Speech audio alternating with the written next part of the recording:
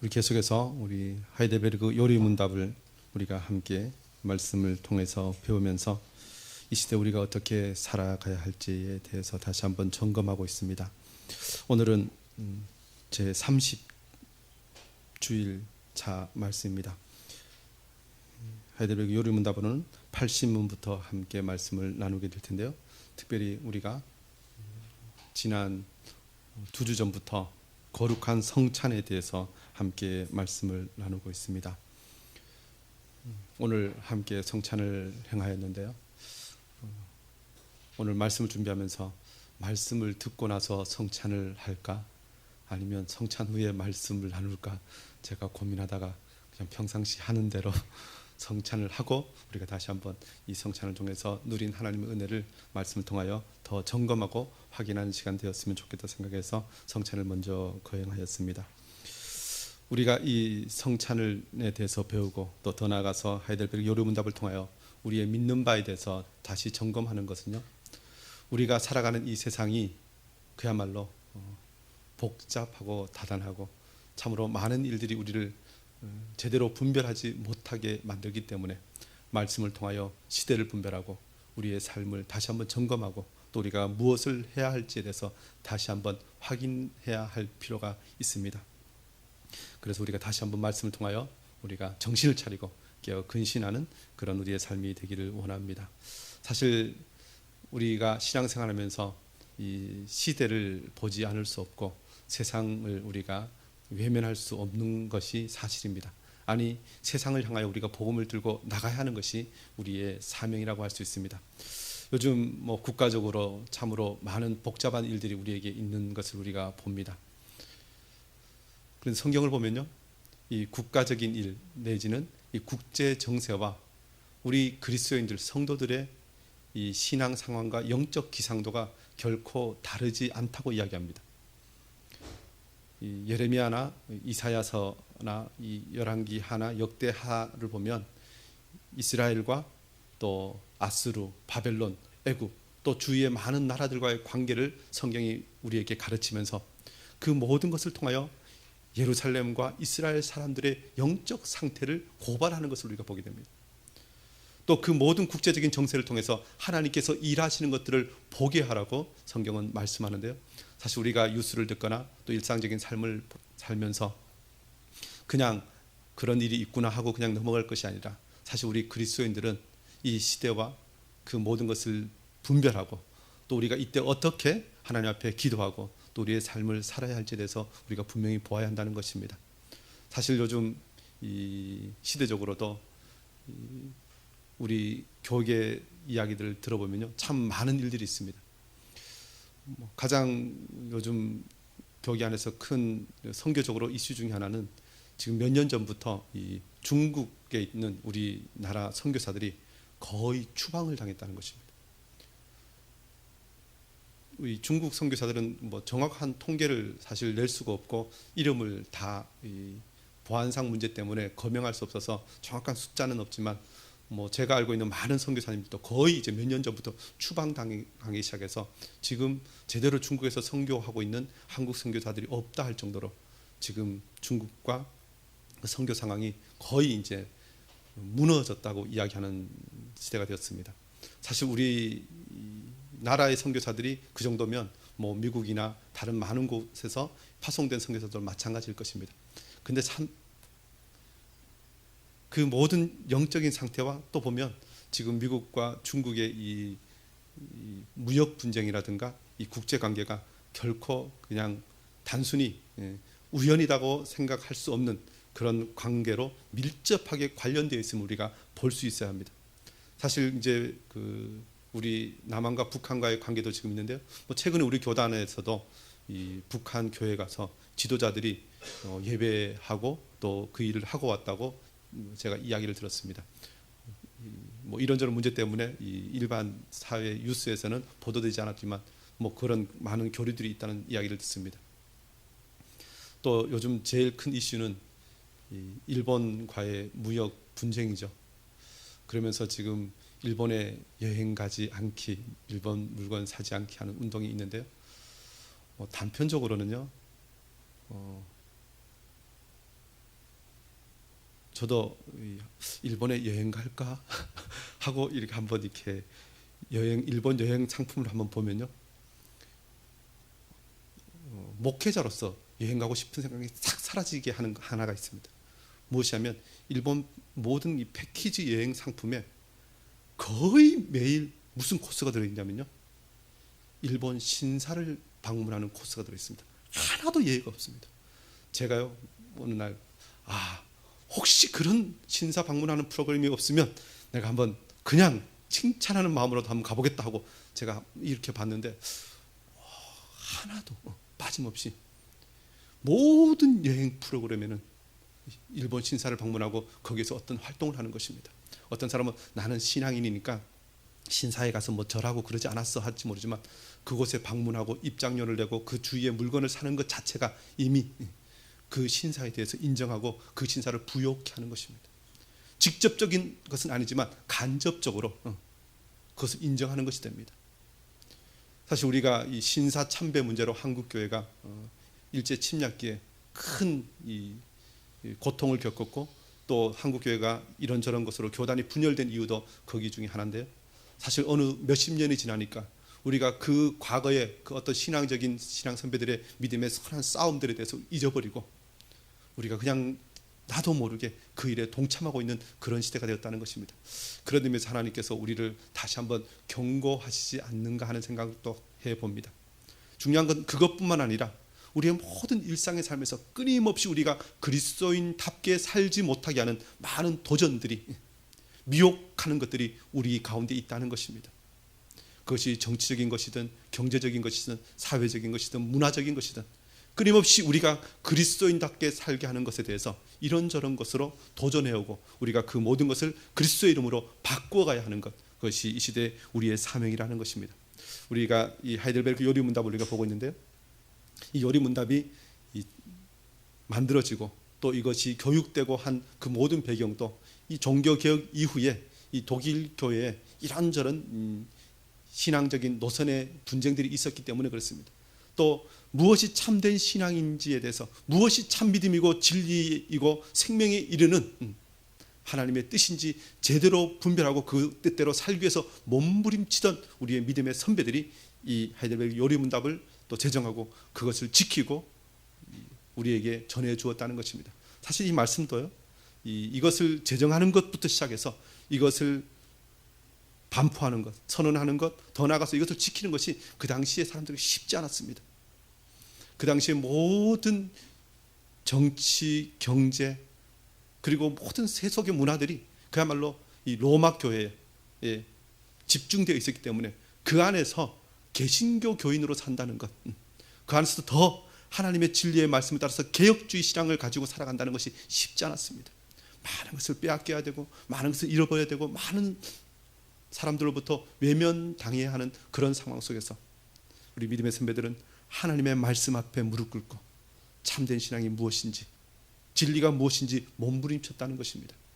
우리도 이 시대에 하나님 앞에서 참된 그리스도인을 살기 위해서 몸부림치기를 원합니다. 더 나아가서 이 하이델베르크 요리문답을 제정하던 시기에 신앙의 선배들이 그렇게 했다면 이제 몇백 년이 지나고 또 과학과 어떤 지식과 많은 것들이 발달된 이 시대, 우리는 다시 한번 이 시대에 맞는 우리의 신앙을 고백하고 정리하고 또 세상을 향하여 선언하는 그런 일들이 있기를 원합니다. 물론 이 하이델베르크 요리문답 이후에도 끊임없이 우리 교단에서는 웨스트민스터 신도 개요서라든가 많은 신조들을 발표하면서 시대적인 어떤 상황들에 대해서 우리의 의지들을 또 우리의 뜻을 발표한 적이 있습니다. 그렇지만 또 우리 교회가 그런 우리의 신앙이 무엇인지 담대하게 잘 말할 수 있고 또 사람들에게 가르칠 수 있는 그런 수준으로 우리 모두가 되기를 원합니다. 제가 처음부터 말씀드리지만 이 하이델베르크 요리문답을 통해서 우리가 말씀을 듣고 1차적으로는 어떤 이단적인 사상들이 들어왔을 때 그것은 아니다 라는 것을 분별해야 한다는 것입니다. 더 나아가서 그것을 우리가 더 깊이 배우고 이제는 내가 알 뿐만 아니라 다른 사람들에게 가르칠 수 있어야 합니다. 이런 것은 이런 것이라고 설명해 줄 때 우리가 더 확실하게 우리가 믿게 되고 또 그 선한 영향력이 세상 가운데 더 나아가서 우리 다음 세대에 이어지게 된다는 것입니다. 그래서 우리 이 여름에 뭐 힘들고 어려운 시간이고 또 피곤하고 또 쉬고 싶은 시간이지만 우리가 말씀 앞에 더 가까이 나아가 하나님의 뜻을 따라서 말씀을 배우고 또 이 말씀을 전하는 복된 인생 되기를 원합니다. 오늘 말씀 한번 보면요, 우리가 거룩한 성찬에 대해서 우리가 배우고 있는데 오늘 3주 정도에 걸쳐서 우리 배우는데 오늘은 마지막 이제 성찬에 대해서 배우는 시간입니다. 그러면서 오늘 80문부터는요 아주 단호하게 성찬에 대해서 정리합니다. 거룩한 성찬에 대해 우리는 무엇을 믿고 고백해야 합니까? 라고 질문하면 그 답에 대해서 이렇게 이야기하죠. 거룩한 성찬과 로마 교회의 미사는 근본적으로 다른 것입니다 라고 우리가 선언하게 됩니다. 우리가 이것에 대해서 기록되어 있는 하이델베르그 요리문답 80문의 질문과 답을 좀 굉장히 길지만 우리 한 목소리로 한번 읽어보겠습니다. 시작. 주의 만찬과 로마 교회의 미사는 어떻게 다릅니까? 주의 만찬은 첫째 예수 그리스도께서 친히 십자가 위에서 유일한 제사에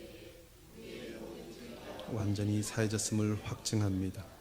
둘째, 성령에 의해 우리는 그리스도에게 연합되었으며 그의 참된 몸은 지금 하늘에 있고 하나님 우편에서 우리의 경배를 받으심을 확증합니다. 그러나 미사는 첫째, 그리스도가 산 자들이나 죽은 자들을 위해서 사제들에 의해 지금도 매일 드려지지 않으면 그리스도의 고난에 의해서는 그들이 제사함을 받지 못한다고 가르칩니다. 둘째, 그리스도는 떡과 포도주의 형체 속에서 몸으로 존재하기 때문에 그 속에서 경배를 받아야 한다고 가르칩니다. 그러므로 미사라는 것은 근본적으로 예수 그리스도의 단번의 제사와 고난을 부인하는 것이며 저주받을 우상 숭배입니다. 잘 읽으셨습니다. 주의 만찬과 미사는 다르다는 것입니다. 첫 번째, 무엇이 다르다고 이야기합니까? 성찬은 예수 그리스도께서 단번에 이루신 유일한 제사를 확증한다는 것입니다.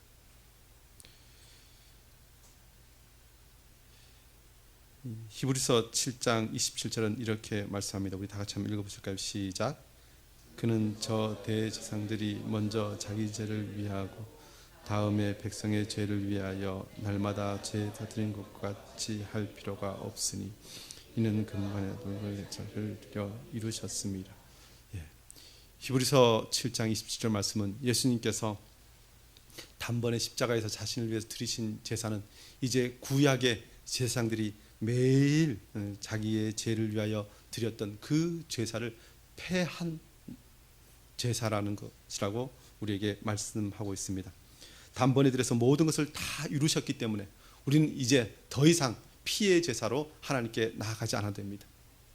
이제는 예수님께서 단번에 드신 그 제사를 우리가 그대로 우리가 받아들이고 우리가 확증하는 것으로 하나님께 나아가면 된다는 것입니다.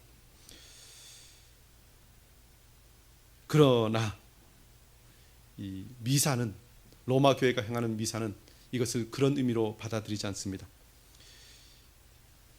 어떻게 그들은 이야기한다고 말합니까? 그러나 미사는 첫째라고 하면서 그리스도가 산 자들이나 죽은 자들을 위해서 사제들에 의해 지금 또 매일 드려지지 않으면 그리스도의 고난에 의해서는 그들이 제사함을 받지 못한다고 가르친다는 것입니다. 그들이 축성하여서 떡을 예수님의 몸으로 만들고 또 포도주를 예수님의 피로 만들어서 그것을 가지고 그들은 하나님께 제사하는 것이라고 성찬을 바꾸어 버렸다는 것입니다. 구약에는 소나 양을 잡아서 제사했지만 이제 예수 그리스도의 그 피와 예수 그리스도의 그 몸을 가지고 이 시대에 제사해야만 우리의 죄를 하나님께서 사해 주신다, 이렇게 가르친다는 것입니다. 그러므로 우리는 이 미사를 우리는 인정할 수 없다고 말합니다.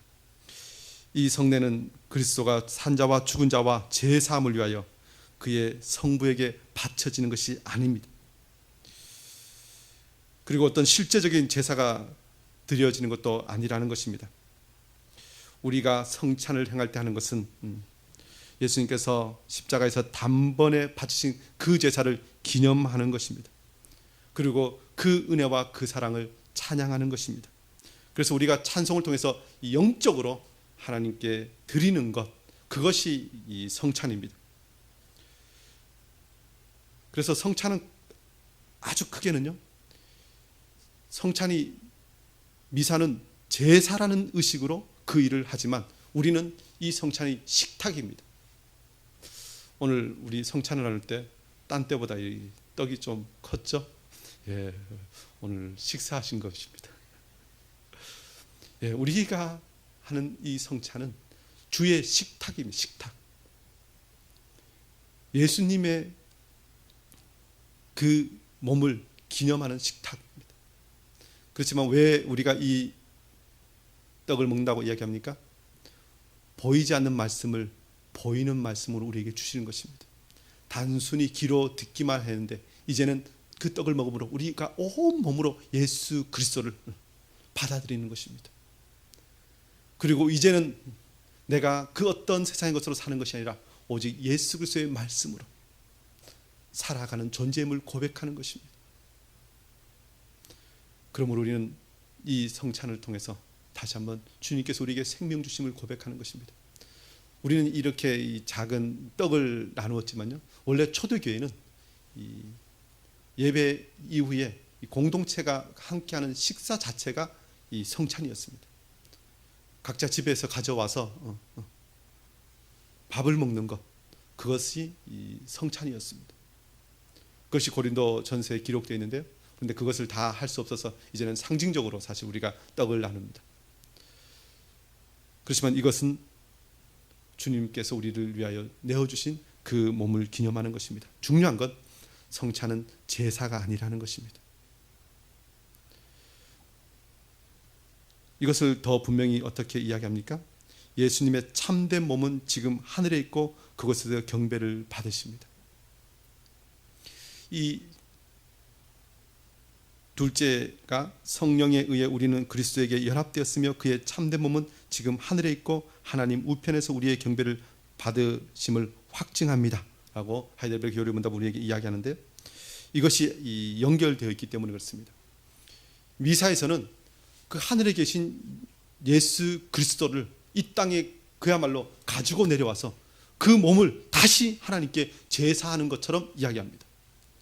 그러나 예수님의 참된 몸은 지금 하늘에 있습니다.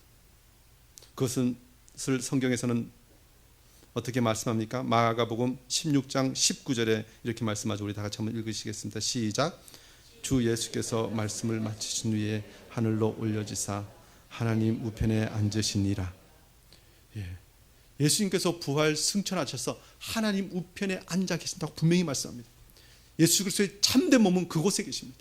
그런데 미사는 사제가 떡과 포도주에 대해서 기도하면 그것이 예수 그리스도의 몸으로 바뀐다고 이야기합니다. 그러면 어떻게 되는 것입니까? 예수님의 그 참된 몸이 하늘에 있다가 바뀌어야 되니까 이 땅으로 내려와야 그것이 참된 몸으로 바뀌는 것입니다.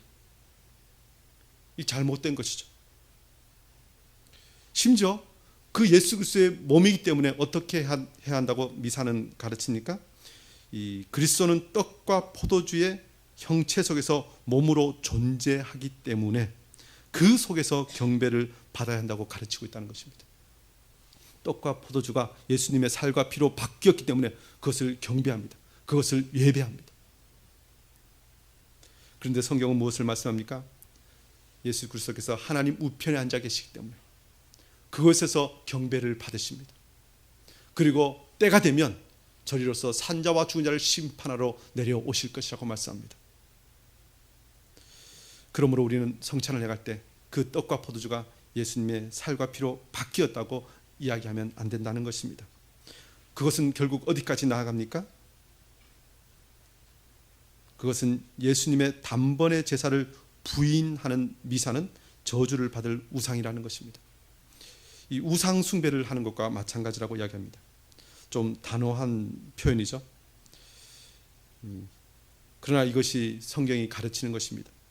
히브리서 10장 12절부터 14절 말씀 우리 다 같이 한번 읽어보실까요? 시작.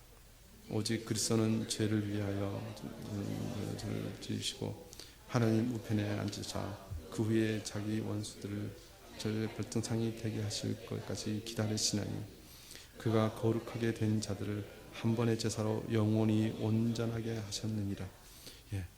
예수님께서 한 번의 제사로 영원히 온전하게 하셨다고 성경은 분명히 말씀합니다. 그래서 우리가 이 땅에서 예수님의 그 떡과 예수님의 살과 피를 기념하는 떡과 포도주를 하면서 그것을 예수님의 살과 피라고 이야기하고 그것을 경배하는 것은, 그것을 가지고 제사하는 것은 잘못된 것이라는 것입니다. 그런데 이것을 저주받을 우상숭배라는 표현을 씁니다. 싸우자고 작정하고 이야기하는 것 같죠.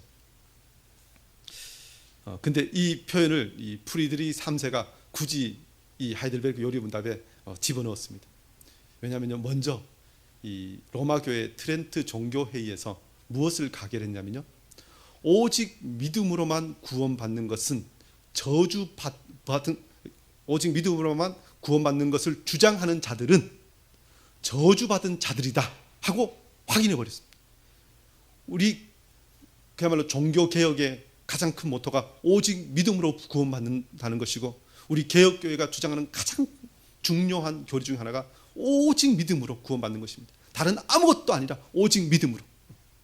그런데 그것을 가지고 저주받은 자들이라는 표현을 쓰니까 이 프리드리 3세는 그러면 우리도 동일하게 이 정도 강력한 단어를 써야 되겠다 생각해서 그것은 저주받을 우상 숭배라는 단어를 이곳에 집어넣었습니다. 왜 이것이 성찬과 연결되냐면요,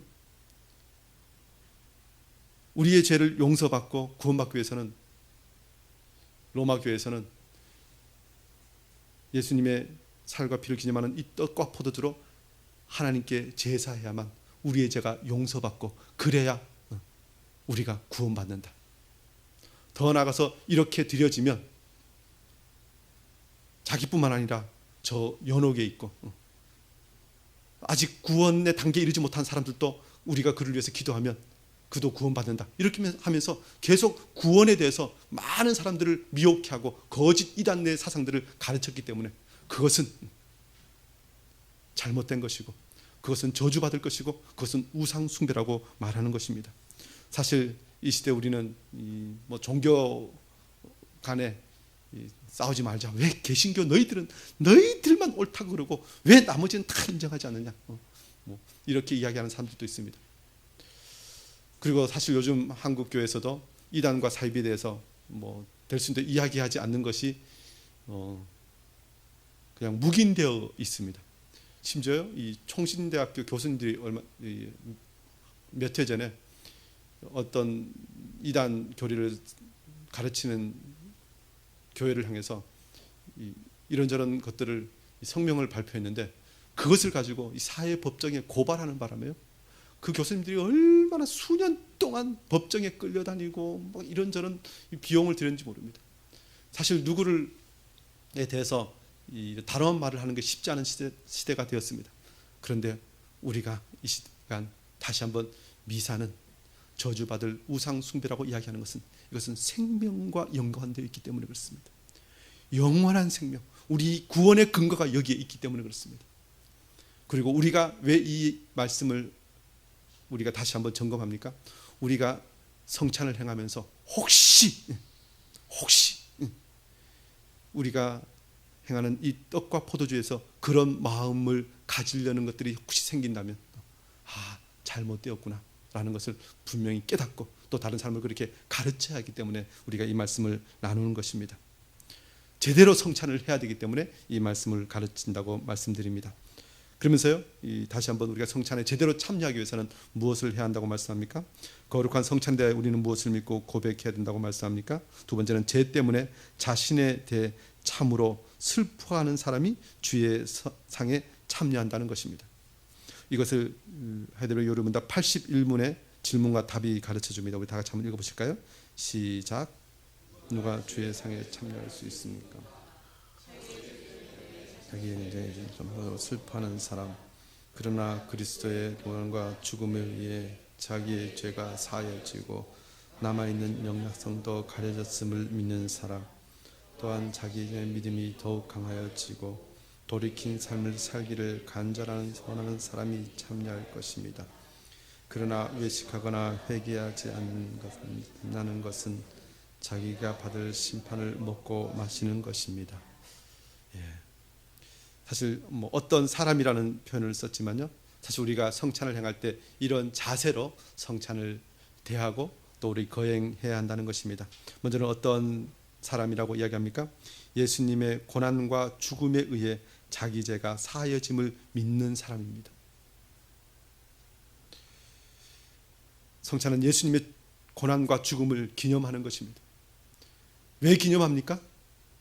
그로 인하여 우리가 은혜를 입었기 때문에 그렇습니다. 우리의 죄가 사하여졌기 때문에, 그 영향력이 우리에게 지금 남아있기 때문에 우리는 그것을 기념하는 것입니다. 이것을 마태복음 26장 28절에 예수님은 이렇게 말씀하십니다. 우리 다 같이 읽어보실까요? 시작. 이것은 죄 사함을 얻게 하려고 많은 사람을 위하여 흘리는 바 나의 피 곧 언약의 피니라. 예. 이것은 피라고 말씀하시면서 왜 이 피를 흘린다고 말씀합니까? 많은 사람이 죄 사함을 받아야 하기 때문에, 그들의 죄를 사하여 주시기 위해서 이 피를 흘리셨다고 주님은 말씀하십니다. 저와 여러분이 이 성찬을 대할 때 먼저 기억할 것은 주님께서 나를 위하여 피를 흘리셨음을 기억하는 것입니다. 그리고 그로 인하여 내 죄가 사하여졌고 이제 그 은혜로 성찬을 대한다는 것을 고백해야 한다는 것입니다. 더 나아가서 어떤 사람입니까? 돌이킨 삶을 살기를 간절히 소원하는 사람이 이 성찬에 참여할 수 있다고 말씀합니다. 히브리서 10장 16절에 이렇게 말씀합니다. 우리 다 같이 한번 읽어보실까요? 시작. 주께서 이르시되 그날 후로는 그들과 맺을 언약이 이것이라 하시고 내 법을 그들의 마음에 두고 그들의 생각에 기록하리라 하신 후에, 예, 그날 후로는 예수님께서 십자가에 못 박혀 죽으신 이후에는 새로운 언약, 새로운 법이 제정되었다는 것입니다. 그 전에는 내 죄가 있으면 소나 양을 잡아서 그 피를 내어서 하나님께 제사해야만 내 죄가 씻어진다고. 물론 그것도 우리가 이 복음적으로 보면 예수 그리스도의 십자가의 그 구속의 제사를 미리 바라보고 모형으로 주신 제사입니다. 중요한 건 우리가 이 예식에 참여한 이후에, 더 나아가서 주님의 십자가 앞에 나아갔다가 우리가 물러난 이후에는 우리의 믿음이 더욱더 강하여지고 돌이킨 삶을 살기를 간절히 소원해야 한다는 것입니다. 우리가 얼마나 큰 죄를 지었는지, 이 죄가 얼마나 악한지, 이 죄의 결과가 얼마나 엄청난지에 대해서 우리가 기억한다면 이제는 그 죄를 멀리해야 한다는 것입니다. 특별히 내 법을 그들의 마음에 두고 그들의 생각에 기록하리라 라고 말씀하는 이 히브리서는요, 이제는 내 마음 속에 예수 그리스도를 온전히 모시고 이제는 주님께서 주신 그 말씀, 그 명령으로만 살아가겠다고 고백하는 삶, 이제는 나는 내 것이 아니라 예수 그리스도의 것이라고 고백하며 살아가는 삶, 그 삶이 온전한 성찬에 참여한 자들에게 허락된 삶이라는 것입니다. 그러면서요, 또 하나의 경고의 말씀을 우리에게 주시죠. 그러나 외식하거나 회개하지 않는 사람이 참여하는 것은 자기가 받을 심판을 먹고 마시는 것이라고 이야기합니다. 성찬을 어떤 외형적으로는 교회에서 세례받고 하면 우리가 다 참여하도록, 특별한 어떤 권징을 당하기 전에는 참여하도록 허용합니다. 특별히 제 목사가 특별히 매 성찬마다 영안을 가지고 있어서 너 죄졌기 때문에 참여하지 마, 이렇게 할 수 없습니다. 다 참여합니다. 그러나 개인적으로 참여할 때는 우리가 하나님 앞에 다시 한번 우리 자신을 살펴보고 이 성찬에 참여해야 합니다. 왜냐하면 외식하거나 회개하지 않는 사람이 참여하는 것은 자기가 받을 심판을 먹고 마시는 것이기 때문에 그렇습니다. 죄를 먹고 마시는 것이라는 것입니다. 고린도전서 11장 28절 29절은 이렇게 말씀하죠. 우리 다 같이 읽어보실까요? 시작. 사람이 자기를 살피고 그 후에야 이 떡을 먹고 이 잔을 마실지니 주의 몸을 분별하지 못하고 먹고 마시는 자는 자기의 죄를 모르고 마시는 것이니라. 분별하지 못하고 먹고 마시면 자기 죄를 먹고 마시는 것입니다. 우리가 이 유아 세례를 주고 어린이 세례를 준 이후에요, 이 아이가 입교하기 전에는 이 성찬에 참여하는 것을 허락하지 않습니다. 우리 다 같은 그리스도의 한 몸이고 공동체고 구원받은 공동체인데 왜 그렇게 합니까? 아직 입교받기 전에는 이 아이가 죄를 분별하는 것에 대한 그 능력이 아직 완성되지 않았다는 것을 우리가 보기 때문에 그렇습니다. 그래서 이 모든 것을 제대로 분별할 수 있는 그때에 이 성찬에 참여하도록 합니다. 그만큼 우리가 이 성찬에 참여하기 전에 자신을 분별해야 되는데, 그렇다고 나는 지난 한 주간 무슨 일이 있었기 때문에 난 참여하지 못해 하고 뭐 고의적으로 또 참여하지 않겠다 하는 것도 어떤 분에서는 그렇게 옳은 것은 아닌 것 같습니다. 왜냐하면 내가 성찬에 참여하는 것은 내가 어떻게 해서가 아니라 주님의 은혜로 우리가 성찬에 참여하기 때문에 아주 큰 권징을 통해서 책벌 받을 만한 일을 하지 않았다면 성찬에 참여하는 것이 맞습니다. 또 우리가 매 예배 때마다 이 회개와 사죄의 기도를 하면서 주님 앞에 기도할 때 하나님께서 그 순간 깨끗하게 우리의 죄를 사해 주심을 믿는다면 성찬에 참여하면 됩니다. 그렇지만 성찬에 참여하는 순간까지도 우리가 이 성찬의 능력과 그리고 이 죄에 대해서 회개하지 않았다면 우리가 다시 한번 이 성찬을 어떤 분에서는 주의하고 참여해야 한다는 것입니다. 이것이 죄야 먹고 마신다는 것이 어떤 의미가 있냐면요, 이 민수기에 보면 이 기억나게 하는 예식이 하나 있습니다. 이 기억나게 하시는 예식이 무엇이냐면, 이 남편이 아내가 이 불륜을 한 것에 대해서 의심이 들면 그 의심에 대해서 이 제사장에게 갖고 말하게 합니다. 가면 다 안 했다고 그러죠. 그러면 제사장이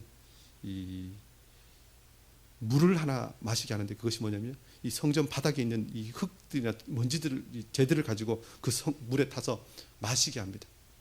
그래서 무슨 말을 하냐면, 이것을 너가 거짓말하지 않고 불륜하지 않다면 이것을 마셔도 아무런 해가 없을 것이다.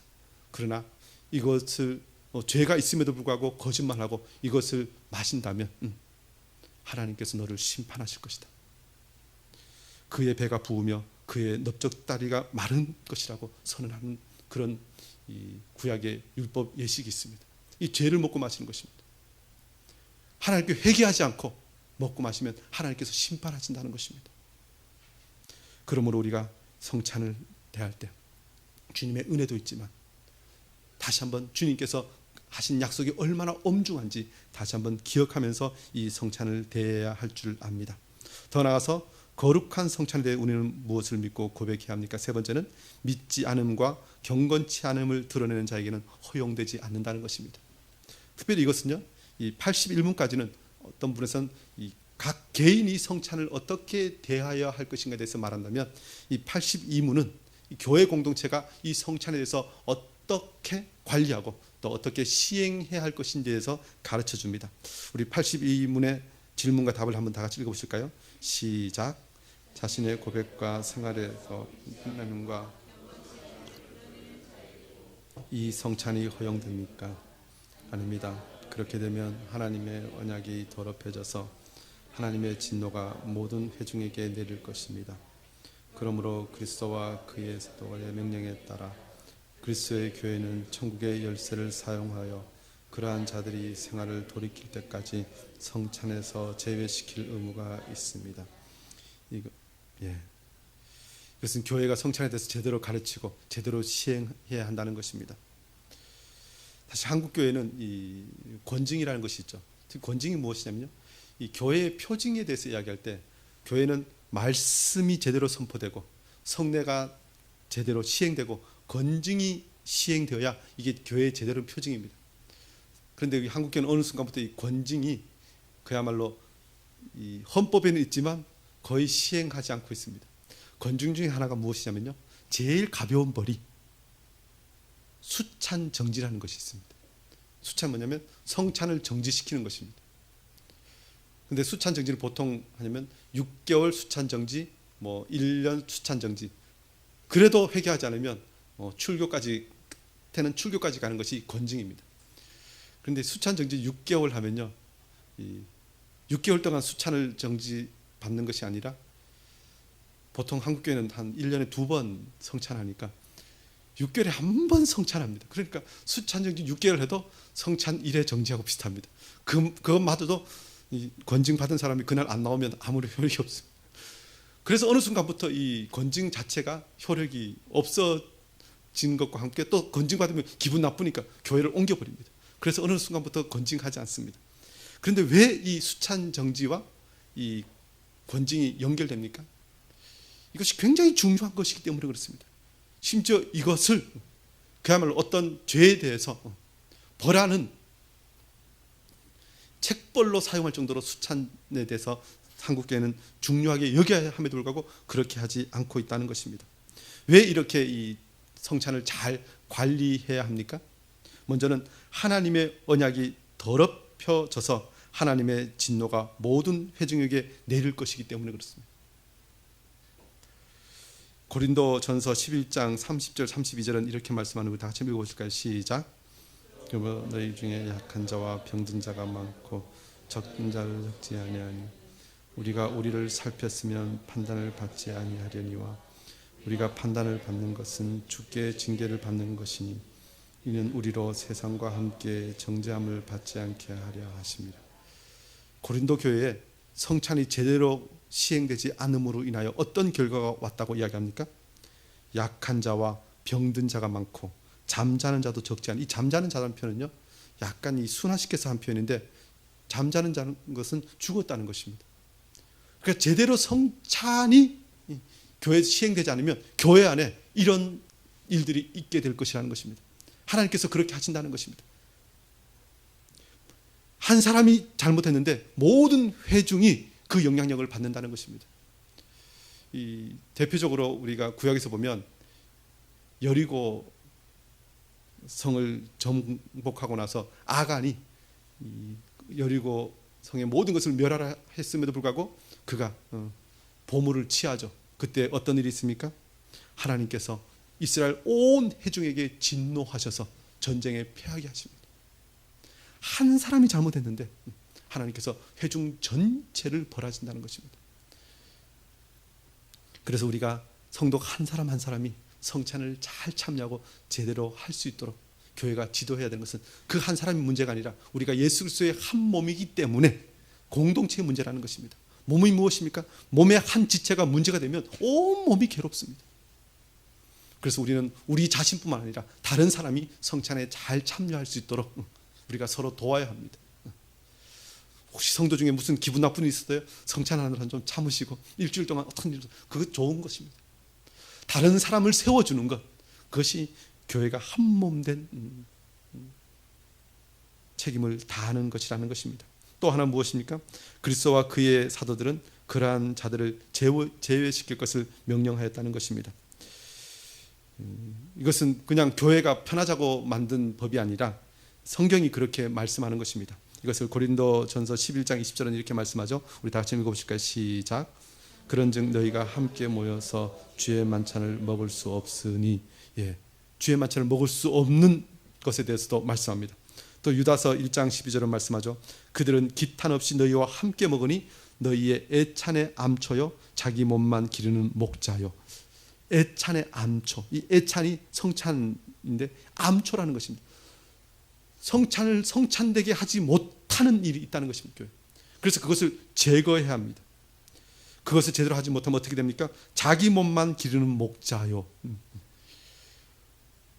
교회 공동체가 그 몸이 건강하고 모든 성도들이 자라야 하는데 자기 몸만 배불리는 것, 이런 것들이 성찬의 이 애찬의 암초라는 것입니다.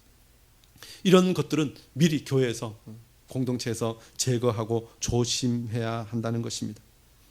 사실 이 모든 것이 쉽지 않습니다.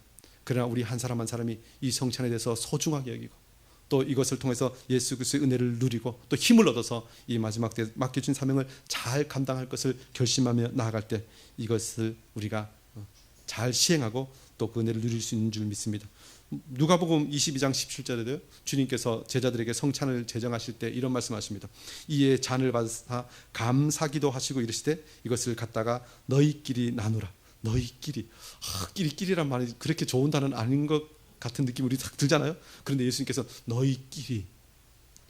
다른 때는 5,000명을 먹이시고 4,000명을 먹이시면서 큰 그야말로 광야의 만찬을 하셨는데 이 성찬을 제정하실 때는 제자들만 부르셔서 너희끼리, 너희들에게, 너희 계속 이 누가복음 22장 보면 너희라는 표현이 얼마나 많이 나오는지 모릅니다.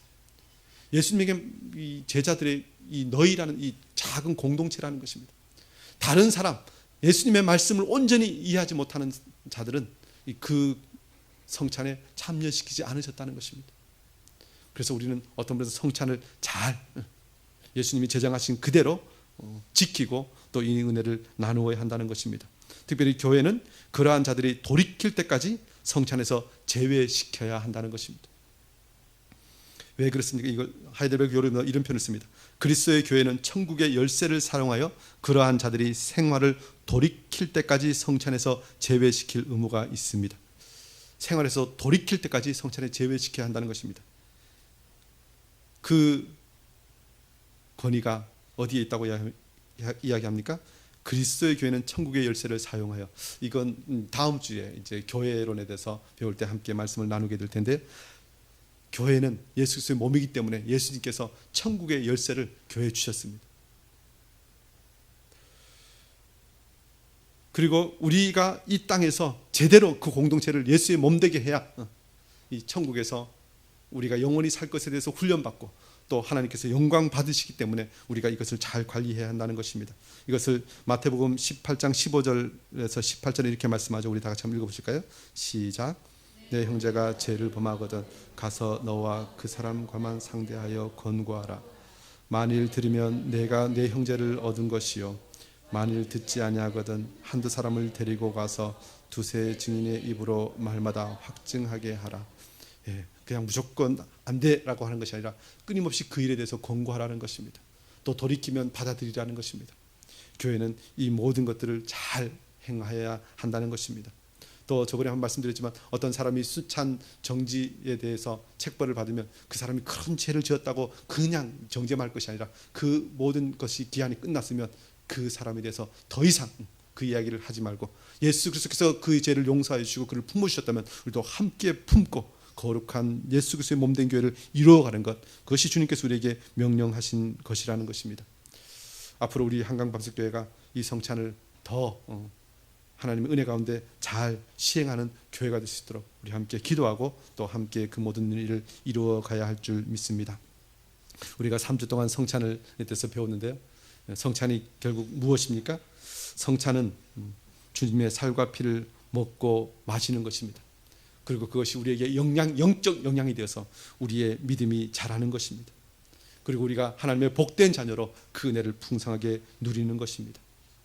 우리가 하나님의 자녀가 되었고 한 몸이 되었기 때문에 이제는 서로 사랑하고 서로 섬기며 주의 나라를 세워가는 것, 그것이 우리가 성찬 이후에 해야 할 일이라는 것입니다.